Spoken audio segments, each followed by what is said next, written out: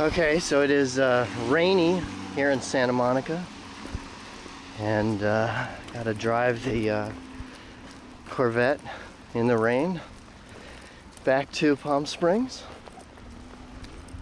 which should be quite an adventure.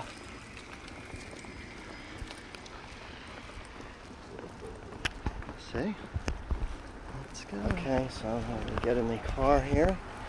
Have a safe drive. Thank you. Okay.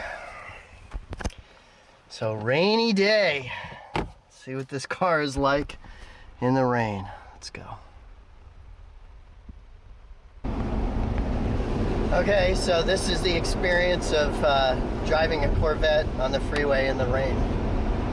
Feels pretty steady. This has summer-only tires without a lot of tread, so again, I got it in the W weather mode and just kind of going carefully around 60 miles an hour. And hopefully it will clear up and be able to get back to speed. Okay, I've started on my Corvette road trip. Headed now, or continuing on my Corvette road trip, headed now from Palm Springs back into LA. Got the car in sport mode, 5th gear, 82, 83.